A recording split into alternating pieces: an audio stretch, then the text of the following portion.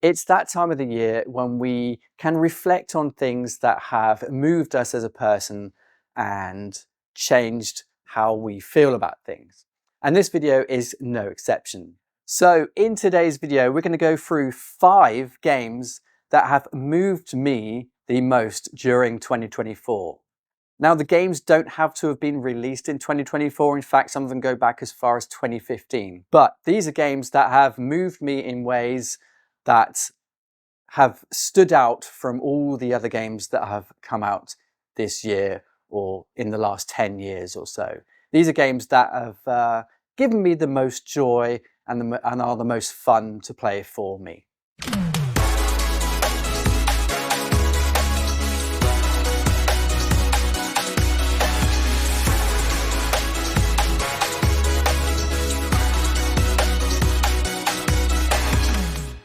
Okay, so before we get started with my choice of 5 games, don't forget you can now become a member of this channel. Wow. Yes, that's right. You can now pay to become a member, and that money will help us grow and do bigger and better things for this channel. The prices start from a measly 99 pence per month, all the way up to £3.99. That's UK pounds, not the weight pounds for all our US viewers out there. Pounds is a monetary value. Not a weight in the UK. So if you want to do that, you are more than welcome to do that. But if you can't, don't feel bad. Just watch lots of our videos and don't forget to give it a thumbs up too. Okay, moving on to the games. This is probably going to come as no surprise to many of you that know me or have seen lots of previous videos. Grand Theft Auto 5 came out in 2015. That's nearly 10 years old now. And this is a game that has given me and my family so much joy. I know it's a bit of a weird game when I say my family, but we kind of all get into the missions together and we really do try and push the boundaries of what we are capable of doing as a team and what we are capable of doing with our abilities in the game. GTA 5 for me has given me so much joy in the fact that it is an open world game and you can pretty much do whatever you like in the game. You don't have to follow the missions in the single player game mode, and you also don't have to do anything in the multiplayer mode. You can just go around and cause mayhem, or you can just go around and drive as real world traffic as rules as possible. It is entirely up to you, and that is one of the things that I like about GTA 5. Now, mission-based stuff in multiplayer has been quite interesting for me and my family. It has caused some arguments, not big arguments, but some kind of disagreements in the way that missions should be run, and that does cause some issues. But that's not to say that it's not a great game. It is a good game for kind of, I don't know if I want to say team building, but it has, as a family of when we're playing it, doing missions, it has kind of brought us together when we finally have spent so many hours prepping and practicing and practicing again and trying to do the missions over and over and over. You know what I'm saying? Lots of times. We're not pros, so it does take a while.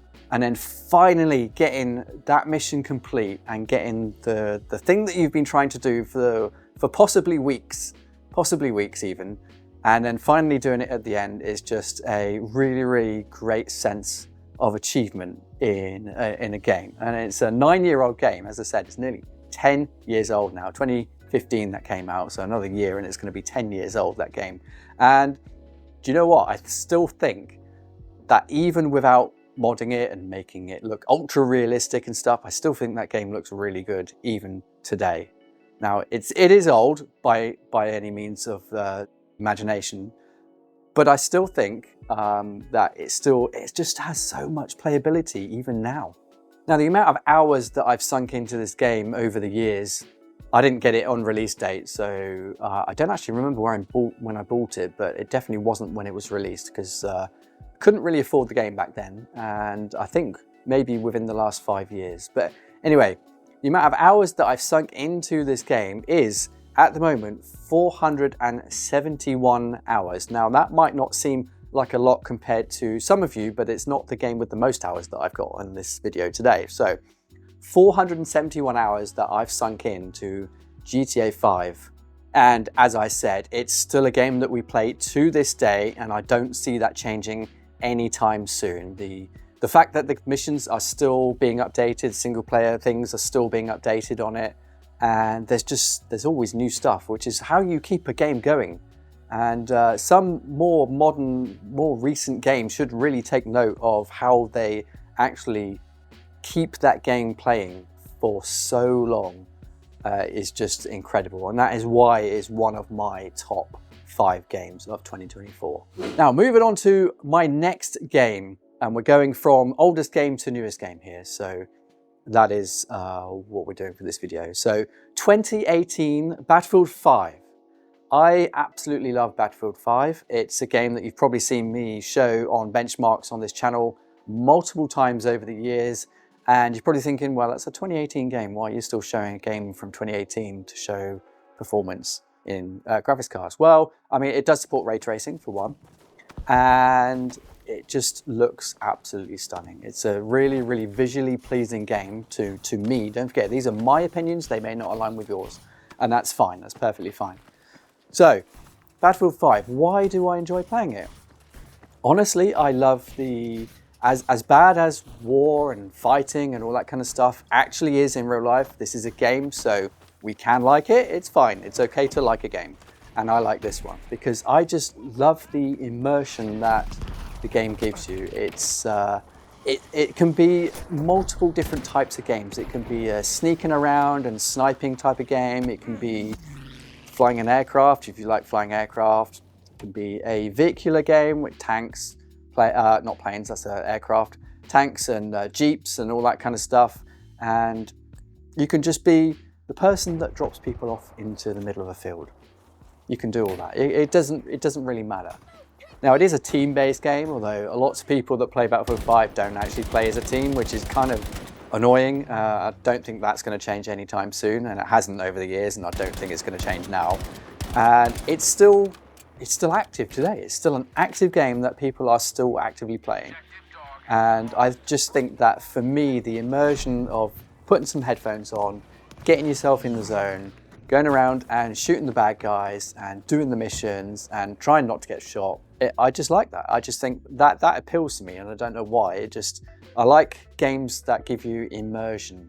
And I think that's where we're going with the games that I've picked for 2024, is that, for me at least, it's still a game that can just completely draw you into the surroundings that you're in at that moment in time. And maybe that's just the way I play games. I get really drawn into some games, and which is why I like more tend to lean towards simulation type games where you can really be drawn into a game and you just feel like you're actually there. Well, that's kind of what Battlefield 5 does for me. Now, it's not the only game that can do that.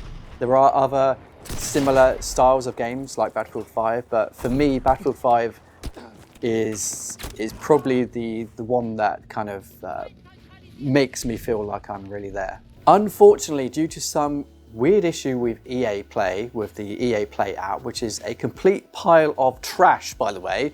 If you've ever used the EA Play app, it is just utter garbage. It's lost all my playtime for some reason. I don't know what happened. Maybe when it linked with Xbox Game Pass, I don't know what happened there, but for some reason my playtime has completely been wiped. But I know for sure that I have played that game a lot. At the moment, it's showing about 2.5 hours of playtime, which is completely inaccurate, and I know that I played a lot longer there. I would probably guesstimate that game to be on the hundreds, maybe 500 or so hours on that game. But I can't prove that. I don't have it written down. I couldn't find it. I've just gone on to find it and see if there's a way that I can actually see the gameplay on that, the actual hours that I spent on that. So if you actually know of a way that I can check how many hours I've actually spent without going through the EA Play app, then please do comment below, because I would actually love to know how long I've delved into that game, how much time I've not wasted, but spent enjoying that game as it is. It's just crazy. I don't know why they don't fix the app. It's just EA Play. Fix the goddamn app. It's awful. Anyway, I just love Battlefield games. Battlefield 5 most predominantly, but my journey with Battlefield started actually with Battlefield 1942. and then the mod for Battlefield 1942, which was called Desert Combat or Modern Combat. I think it was one of those two. If you know what it was, then comment below, because Battlefield 1942 was obviously 1942, so older tanks, older aircraft. Battlefield Modern Combat or Desert Combat, whichever one it was, released or injected some more modern machinery in it, like aircraft and tanks and all those kind of things, which helped with the longevity of that game. The next game is a simulation game, again, a driving game, Assetto Corsa Competizione. I think I said that right. That came out in 2019. Now that is something recently that I've got into. I've had the game for quite a while, but it's, no, that's not true. I've had Assetto Corsa for quite a while, but have not really got into it that much, to be honest. But Assetto Corsa Competizione, over the last couple of months, I've got into quite a lot, because I was actually part of, or I joined the Mercedes-AMG Motorsport Virtual Championship. That's a real thing, by the way. You can Google it. And I was racing with another 160 other people. There was multiple divisions, multiple games, not just Assetto Corsa. It was iRacing, it was Gran Turismo 7, and obviously Assetto Corsa Competizione. And everyone was racing to be on the leaderboard, on the same leaderboard. It was a really good way of actually involving multiple different simulators, so everyone can take part in the same championship, which was quite nice. It was good to be able to take part in that. Out of the 160 participants in that, and the 6 overall tracks, and the 12 races overall, 2 races per track, if I can math properly, I think that's right, 12. So yeah, that was probably the most fun I've had in a racing game for quite a long time. I love racing games. I've always played racing games since I was way small. It's just something I've always been into. And being part of this championship has really brought back my kind of excitement for playing simulation games or racing simulation games.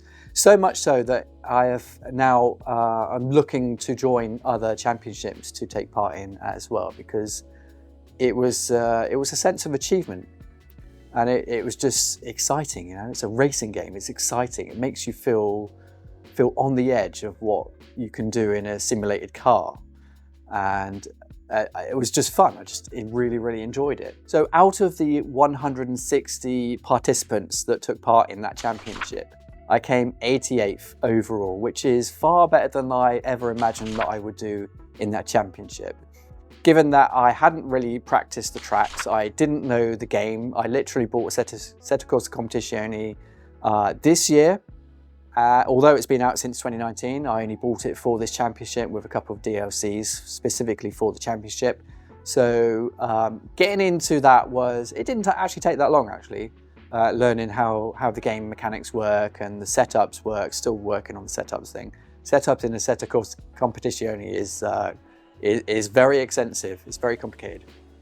But you can download setups if you want to and then tweak them. So there's that option as well, but it still boils down to your ability to drive, you know? You still have to be a half decent driver and not just put your foot down and spin out at every corner and crash into everyone, which is not what you want, because Assetto Corsa Competizione has ratings, and you have to get a certain amount of rating to take part in other championships within the game as well. So what is called your safety rating. You do have to try and not hit people, because every time someone hits you or you hit them, you and them get a safety rating reduction, which can then hinder you getting into other championships or other races if that's the direction you want to go. It has a great single player career mode as well, which I'm still working through at the minute. It's just a fun game. It's just exciting. If you like racing games, then Assetto Corsa Competizione is really cheap at the minute. And although we have Assetto Corsa Evo coming out very soon, well, next year, I think 2025, I think, I don't know if we've got a confirmed date on that. That's going to be it's going to be like basically Assetto Corsa, but a new, up-to-date, graphically much enhanced game that will probably take over from Assetto Corsa Competizione, because it's going to have everything. It's going to have your mixed racing, your GT3 racing, your LMP racing, and all that kind of stuff even Formula 1 cars is going to be in there as well, I believe. And the only thing I don't like about Assetto Corsa Competizione is that you can't mod it. There aren't really any mods to add cars to it or add tracks to it. You have to buy official DLCs, which is a real shame because it would have been really good for that. But it is an official GT3 kind of sponsored game. So I guess they have to be a bit careful about what they allow in that. If people then use a modded car for a championship, it's kind of a disadvantage, well, sorry, an advantage against the other people. So I completely understand why that they don't allow mods in that game. But Assetto Corsa Evo should be a completely different kettle of fish. But racing games overall, that one for me, just because I've played it recently, is probably, it's spurred a need for me to now look at other things to race. So I'm really looking forward to see what comes next with Assetto Corsa Competizione or with any Assetto Corsa, with my journey with racing, more to the point. And if you want to see me do races and things, every now and then I do stream. I did stream most of the championship races over on Twitch, so just go over on Twitch and search for WND Tech and you'll probably see, I think they're still on there now. Some of the previous races, they're a couple of hours long, but if you like racing, then that's probably, you probably enjoy watching it.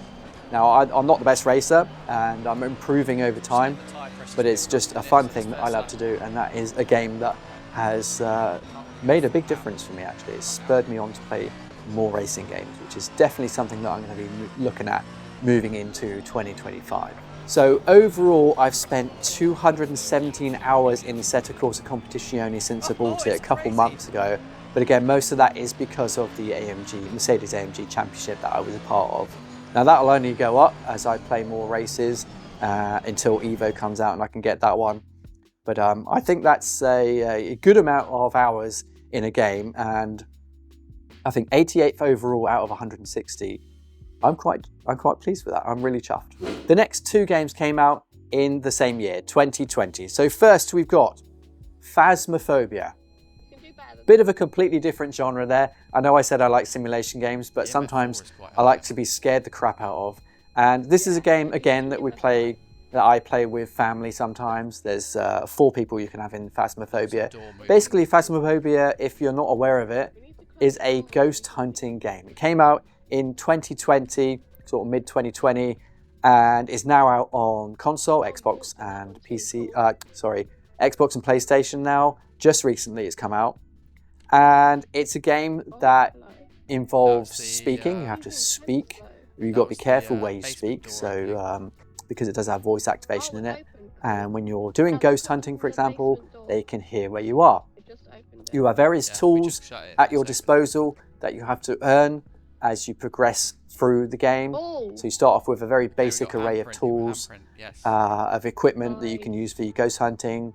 And then as you progress, you can buy more things. And your team members can also buy more things as well. So they can join the game with you, and you can kind of share things that you've got, that you purchased over your Phasmophobia journey, which is quite nice as well.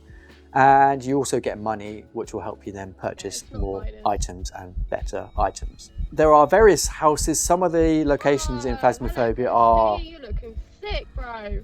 Where is it? Just insane, just scary. If you're ever going to do it in VR, you've got extreme big things. It's very immersive in VR. Can be quite jump scary if you don't know what's coming.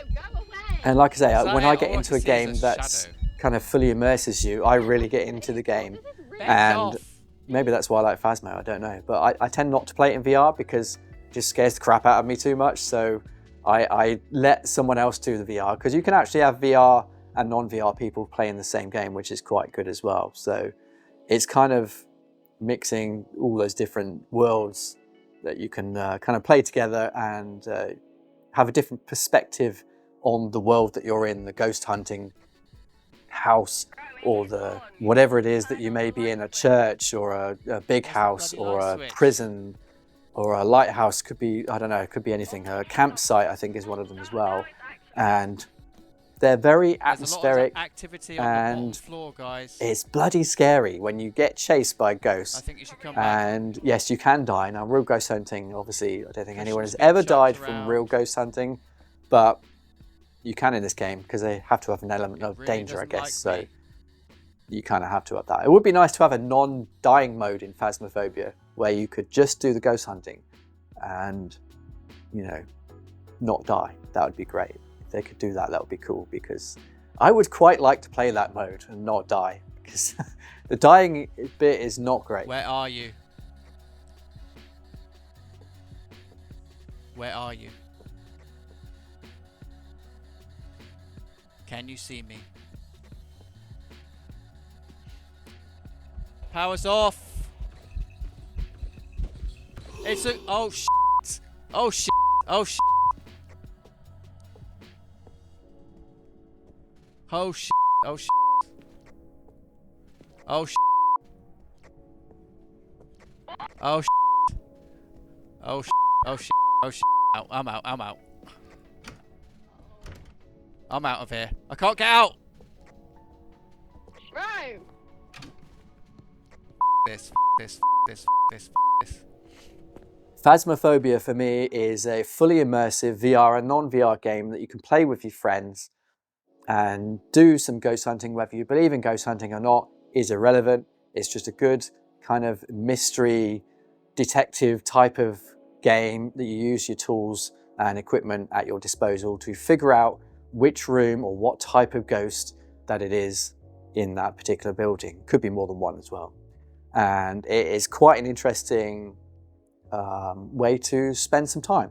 So in that game, I've only spent 144 hours in that particular game. Not that many since it came out in 2020, but again, I didn't buy it on release date. I think we bought it last year, But it's a game that has given us the most screams when we've been playing it. Not me, I don't scream, I just close my eyes because I'm a wimp. So other people scream, and it's just it just really immerses you in the game, and it's just quite an interesting and fun game to play with your family or your friends. Now, the final game probably comes to no surprise to literally everyone that knows me and everyone that has watched videos of mine before. If you haven't watched a video before, then where have you been? This one is the game that I have spent the most amount of time in since launch ever in a game that I've ever played throughout my entire gaming life. And that one is, of course, Flight Sim 2020. Now, I know that 2024, Flight Sim 2024 is out, but it's so new that I can't really include it in this video because, one, it still has lots of issues. Launch day was a complete sham, and it's just not ready. It's just not a complete and ready game for me to be confident enough to say, you know what, yeah, actually, Flight Sim 2024 is my choice of games. I haven't played it long enough yet. I'm still working out issues. It still crashes on me randomly. And I think everyone that knows about 2024 has heard of all the awful issues that it had on launch day. And some are still continuing. Now, they are working on it, obviously, but that's not what this video is about. Flight Sim 2020 wasn't without its issues, but nowhere near as bad as Flight Sim 2024. Now, I spent in that game, let's just get the hours out of the way now, because this is just crazy. And now some of you may have way more hours in the game than this one. But in Flight Sim 2020, I have put into it, it's a lot. It's way more than any of the other games that I've listed in this video. So it is 2,299 hours spent since that game came out. Now, I pay for Xbox Game Pass, and I probably pay for that game multiple times over. But you know what? Xbox Game Pass, you get other games that you can dip in and out of whenever you like. So I'm okay with that. I'm fine. Lots of people aren't, but I am. That's fine. And if you don't, that's fine. That's down to you. I don't mind paying for access to other games. I'm not just going to play Flight Sim 2020. I have played many other games on the Xbox Game Pass, so I am fine with paying that. It's not a problem at the moment. 2,299 hours spent in Flight Sim 2020 since it came out. Now, I'm sure lots of you have probably spent way more than that in it.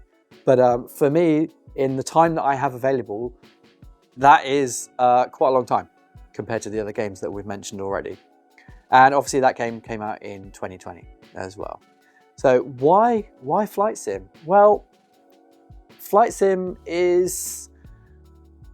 I've always been interested in simulation games, as I've already said, and obviously racing games as well, but any kind of really simulation-y type game that simulates anything in real life, and Flight Sim 2020 is one of those games.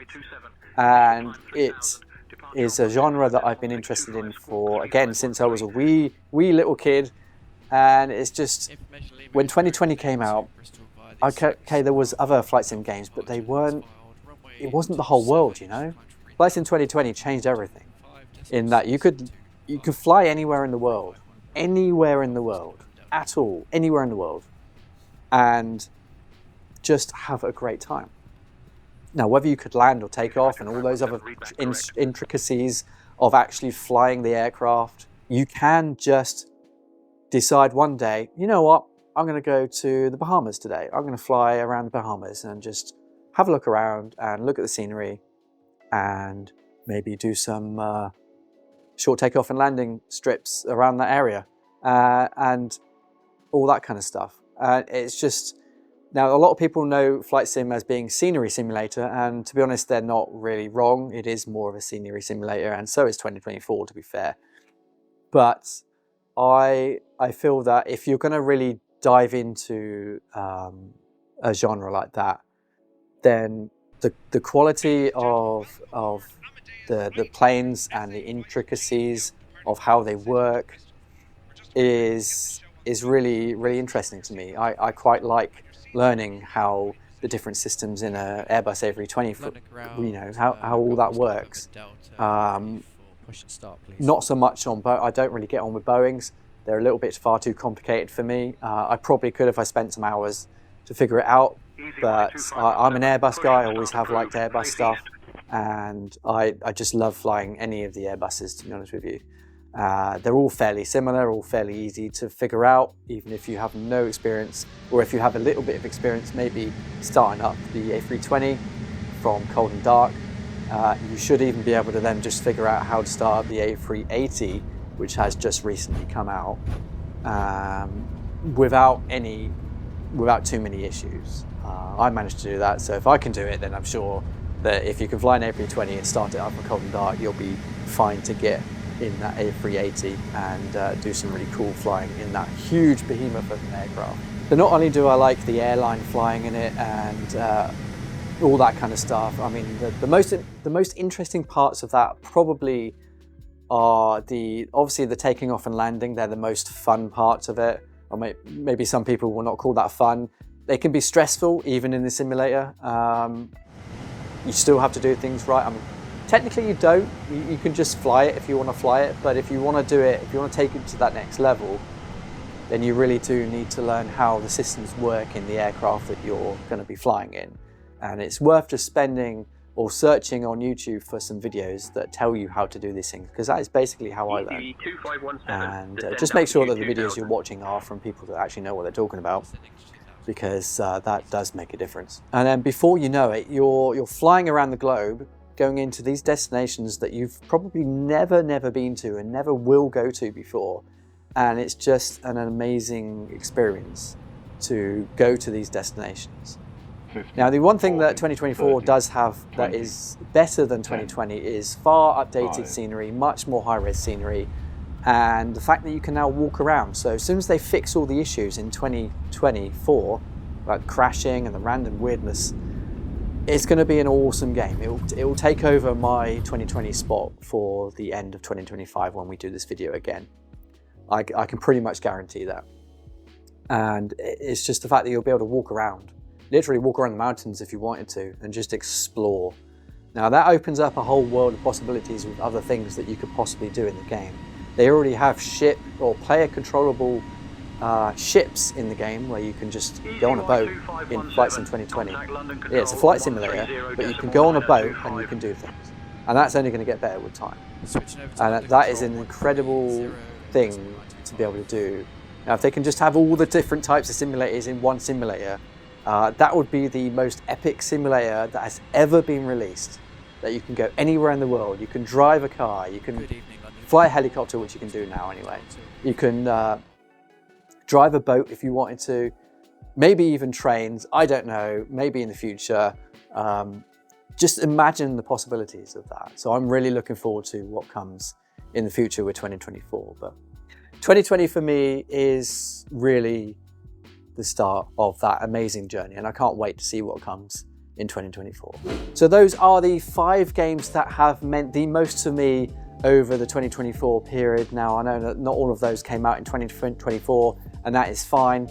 But for me, those have given me the most amount of fun, the most amount of immersion, maybe not graphically the best games out there, and possibly not the most fun for a lot of people. A lot of people just don't like playing some of those type of games like Flight Sim. It takes a certain kind of person to want to play that. Some people think it's boring. You take off, you're autopilot for 2 hours or whatever the flight is, and then you come down and land. I mean, I get it, I do understand. But there are so many other things you can do with that now, where you can speak to ATC, you can physically talk in any way that you want to talk to it, and it will respond to you. Say Intentions is great for that, and that's I'll do another video directly on Say Intentions if people want to know more about that. There are lots of videos out there, but I would quite like to dive into Say Intentions and about how it can enhance your 2020 or 24 flight sim journey that you might take. But anyway, those are all the games that have meant the most to me over the years, and we are definitely going to do this again at the end of 2025, and it'll be interesting to see how my view has changed. Maybe GTA 6. Is GTA 6 going to come out?